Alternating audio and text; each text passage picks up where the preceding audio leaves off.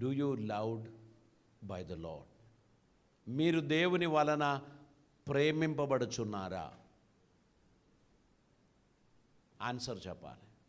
నేను దేవుని వలన ప్రేమింపబడిన వ్యక్తిని, నేను రక్షణ పొందిన వ్యక్తిని, నాకు నిత్య జీవం ఉన్నది, యేసయ్య రాకడలో నేను ఎత్తబడతాను అని గుండె మీద చేయబెట్టుకొని చెప్పగలిగిన వారు ఎంతమంది ఉన్నారు? చేతులు ఎత్తకు. ప్రశ్న, మీరు దేవుని వలన ప్రేమింపబడుతున్నారా? వచ్చే ఆన్సర్ 3 రకాలుగా ఉంటాయి. ఒకటి, no, I'm not loved by the Lord. The number 2, I hope so, నేను అలా ఆశిస్తున్నాను, నేను అలా అనుకుంటున్నాను. మూడవది, ఎస్ ఐ యామ్. ఈ 3 జవాబులు ఉన్నాయి. ప్రశ్న ఒకటే, మీరు దేవుణ్ణి ప్రేమిస్తున్నారా అని అడిగితే మనం అందరం చెప్తాం, yes Lord, I love you. అప్పుడు ప్రభు చెప్పారు, if you love me you will keep my commandments. నా కమాండ్మెంట్స్ను పట్టించుకోకుండా నిన్ను ప్రేమిస్తున్నాను ప్రభువా అని చెప్పేవారు ఎవ్వరూ నన్ను ప్రేమించడం లేదని ప్రభు అంటున్నాడు. సో ఇప్పుడు ఆన్సర్ ఆలోచించి చెప్పాలి. ఐఏఎస్కు కొన్ని క్వశ్చన్స్ ఉంటాయి. ప్రశ్న వింటే చాలా సింపుల్గా ఉంటాయి, అంత సింపుల్ కాదు. ఆన్సర్ అంత సింపుల్గా ఉండదు. ప్రశ్న వింటే సింపుల్గానే ఉంటుంది కానీ అంత సింపుల్గా ఉండదు. ఇక్కడ ప్రశ్న సింపుల్గానే అనిపిస్తుంది కానీ అదంత సింపుల్గా ఉన్నటువంటి ప్రశ్న కాదు. ఏంటది? దేవుని వలన మీరు ప్రేమింపబడుతున్నారా? ఎస్ అని అన్నామనుకుందాం. అప్పుడు ప్రభు చెప్తున్నాడు, నన్ను ప్రేమించువారు నా ఆజ్ఞలను గైకొందురు. Do you follow his commandments? ఆయన ఆజ్ఞలను మీరు గైకొని నడుస్తున్నారా అనేది రెండో ప్రశ్న. ప్రభువును నేను ప్రేమిస్తున్నాను అని చెప్పడం చాలా ఈజీ. ఆయన ఆజ్ఞానుసారంగా నేను నడుస్తున్నాను అని చెప్పాలంటే ఆలోచించి చెప్పాల్సినటువంటి అవసరత ఉంది. ఐ హోప్ సో, నేను కూడా అందులో ఉన్నానని నేను అనుకుంటున్నాను. Do you have ever lasting life? మీరు నిత్య జీవాన్ని పొంది ఉన్నారా? ఏమో కదా, ఏమో. ఇక ఒక వింతైన విషయం, పరలోకంలో మనం వెళ్ళినప్పుడు మనం ఎక్స్పెక్ట్ చేసిన చాలామంది అక్కడ ఉండరు, కనబడరు. మనం ఎక్స్పెక్ట్ చేయని చాలామంది అక్కడ ఉంటారు. ఎందుకు తెలుసా? వారు దేవునితో భక్తితో వారు జీవించారు కానీ మనకు కనబడలే. అన్నిట్లో ముందు వరుసలో నిలబడి అన్నీ చక్కగా చేశారని మనం అనుకుంటున్నట్టు కాదు దేవుడు అనుకునేది. దేవుడు అనుకునేది మన ఇంటెన్షన్స్, మన మోటివ్స్, మన ఆలోచనలు, మన తలంపులు, ఇవన్నీ ప్రభు గమనిస్తూ ఉంటారు. మీరు దేవునికి ఇష్టలుగా నడవండి, దైవ చిత్తం భూమి మీద నెరవేర్చండి. మనకు కాన్ఫిడెన్స్ ఖచ్చితంగా ఉండాలి.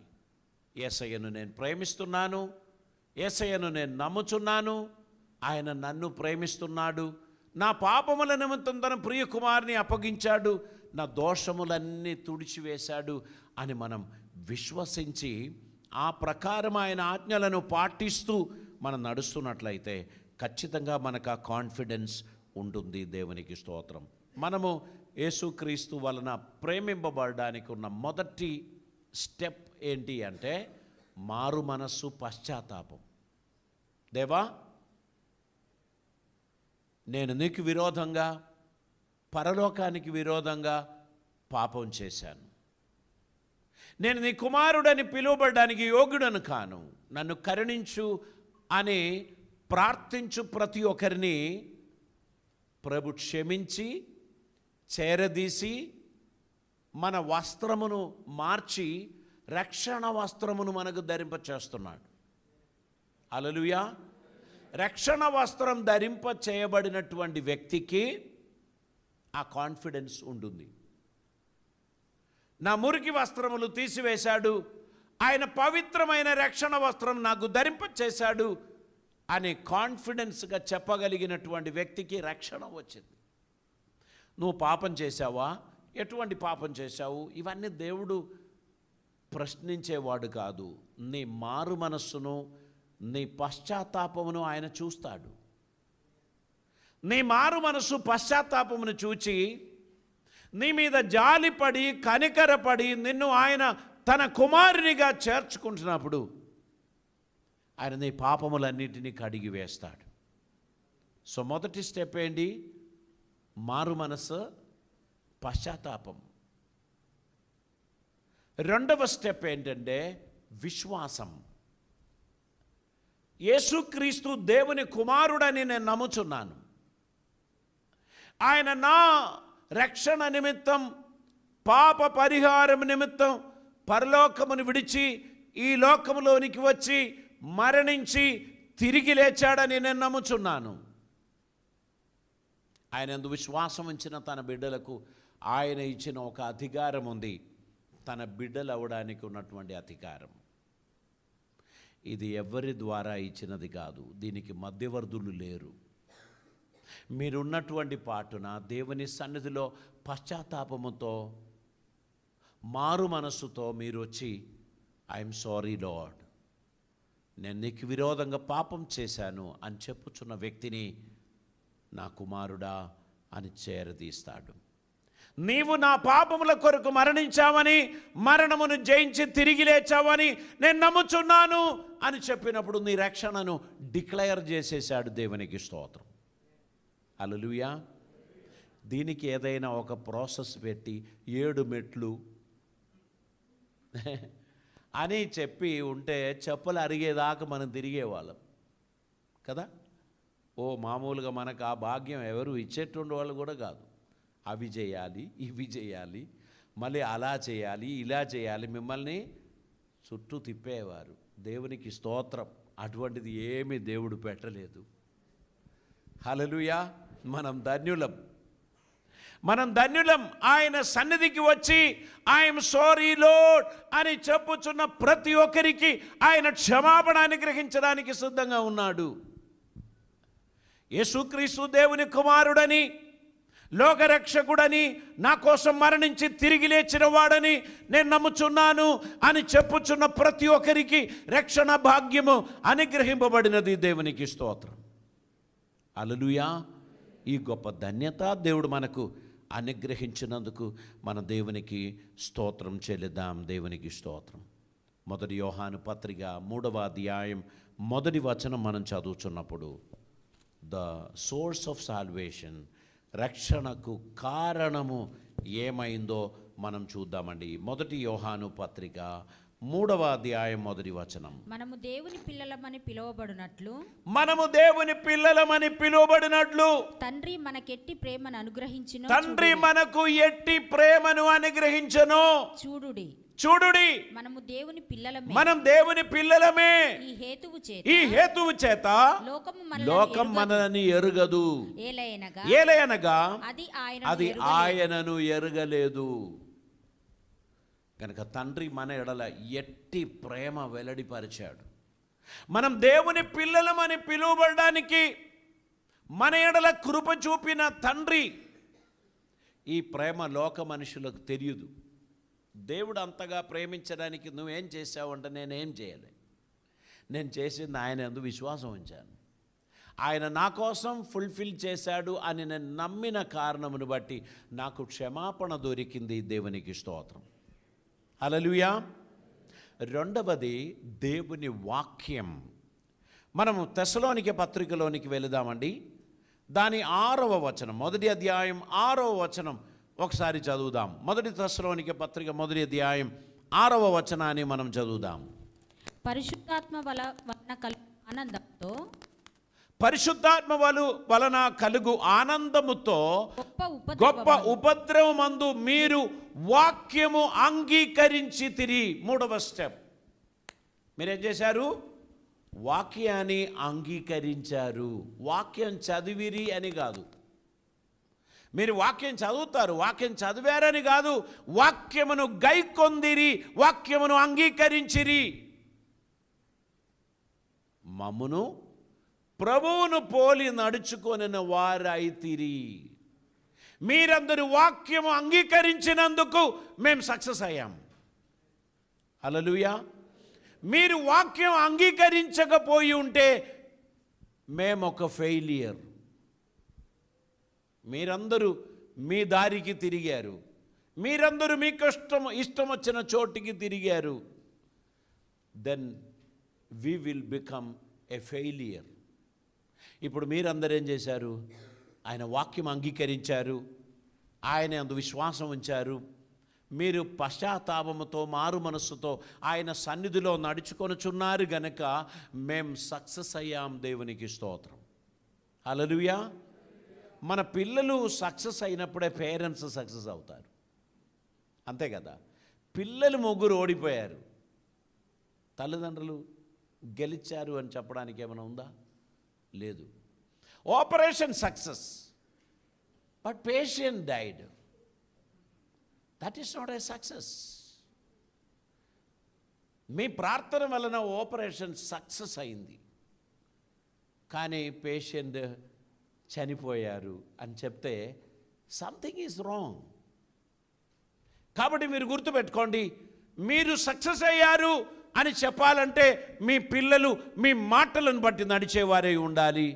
మీ పిల్లలు సమాజంలో తల ఎత్తుకొని తిరిగినట్లు విజయం సాధించిన వారే ఉండాలి. హల్లెలూయా. మీరందరూ దేవునితో నడిచినప్పుడే మేము సక్సెస్ అయ్యేది. మీలో కొందరు దేవునికి దూరస్తులు అయిపోయి ఉండే మాకు విజయం ఉండదు, మాకు బిరుదు ఉండదు, మాకు ఘనత ఉండదు. మీరు చూసి ఉంటారు, కొన్ని పరేడులు జరుగుతున్నప్పుడు వందలాది మంది ఆ పరేడులో పాలు పొందుతూ ఉంటే ఆ డ్రమ్ బీట్స్కి తగినట్లు అందరి కాలు ఒకేసారి పైకి లేస్తుంది. అందరి కాలు ఒకేసారి. ఎంత అందంగా ఉంటుంది ఆ పరేడ్. అందులో నలుగురు పని చేయనోడు అందరి పైకి లేపినప్పుడు కిందికి వేశాడు, కిందికి పెట్టినప్పుడు పైకి లేచాడు అని అనుకున్నారనుకో, ఆ వీడియోలో అదంత అసహ్యంగా ఉంటుంది కదా. మనం అందరము ఆర్డర్గా ప్రభువును మహిమపరచు బిడ్డలుగా క్రమంగా మనం నడవాలి. దేవునికి స్తోత్రం. ఈరోజు పిల్లలు పాడినప్పుడు ఆఫ్రికన్ సాంగ్ అనుకుంటున్నాను, అదో ఒట్టిగా మామూలుగా అట్ట పెట్టుకున్నారు, కిచి కిచి కాక పుచ్చు కుచ్చు కోక. అదేమన్నా లాంగ్వేజా? పిల్లలకు అది బాగా నచ్చింది. కోకో పీచో కోకో. నాకు నవ్వు వచ్చింది వాస్తవంగా. మన ఆత్మీయ జీవితం అలా ఉండకూడదు.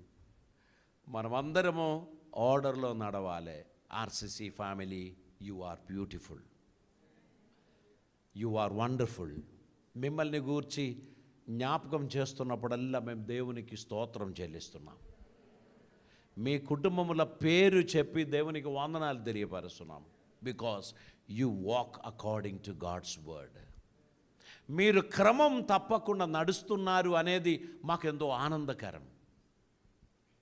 ఒక వారం మీరు కనిపించలేదనుకో, మాకు ఒక రకమైన టెన్షన్, అయ్యో ఏమైపోయిందో. కాబట్టి నేను మీకు తెలియపరుస్తున్నాను, దేవుని అడుగుజాడలో నడవండి, దైవ చిత్తానుసారంగా నడవండి, దేవునికి ఇష్టలుగా నడవండి. ఇక్కడ చాలా యాక్టివిటీస్ లేకపోయినా, చాలా ఫార్మాలిటీస్ లేకపోయినా, ఇక్కడ బ్యూటిఫుల్ వర్షిప్ ఉంది, ఇక్కడ దేవుని వాక్యం ఉన్నది, ఆ సిన్సియర్గా ప్రార్థించే ప్రార్థనా బృందం ఉంది. ఆ ప్రార్థనా బృందం ఎల్లప్పుడూ మీకు ఒక ప్రొటెక్షన్గా దేవుడు నిలబెట్టారు. కనుక మీరు దేవునికి స్తోత్రం చెల్లించాలి. ఈ భూమి మీద ఎవరైనా పర్ఫెక్ట్గా ఉన్నారా? ఎవరూ లేరు. నేను పర్ఫెక్ట్గా లేను, నా వైఫ్ పర్ఫెక్ట్గా లేరు, నా తండ్రి తల్లి పర్ఫెక్ట్గా లేకుండే. అలా ఆలోచిస్తే nobody is perfect, but we all are practising the perfectness. మనము పర్ఫెక్ట్ అవ్వడానికి ప్రయత్నం చేస్తున్నాం. మనం అందరం ఒకరితోనొకరు కలిసి పరిగెడుతున్నాం. మనం అందరము దేవుని సన్నిధిలో జయశాలులుగా నిలబడాలని మనం ఆశించాలి. జయశాలులుగా ఆయన సన్నిధిలో కనబడాలని ప్రార్థించాలి.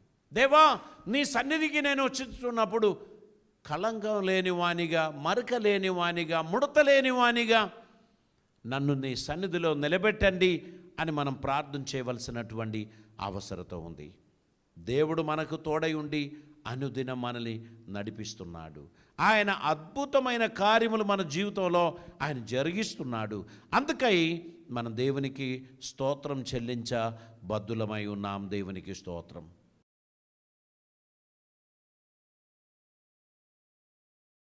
ప్రార్థన చేద్దాం. పరిశుద్ధుడైన తండ్రి, కృపామయుడు అయిన దేవా, నీకు వందనాలు. ఈరోజు నీ బిడలతో నాతో మీరు మాట్లాడిన ప్రతి మాటలను బట్టి నీకు స్తోత్రం.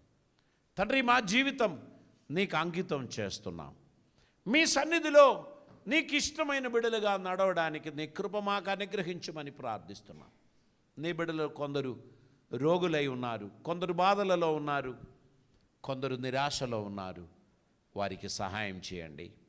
కృప ద్వారా ఆదరించండి. కాన్ఫిడెన్స్తో నిన్ను ప్రేమించుటకు, నీ ప్రేమ పొందుటకును మాలో నీ కృప కుమ్మరించమని, మమ్మల్ని ఆశీర్వదించి నడిపించి నువ్వు మహిమ పొందమని యేసయ్య పవిత్ర నామమున అడిగి ప్రార్థిస్తూ ఉంటున్నాం పరమ తండ్రి.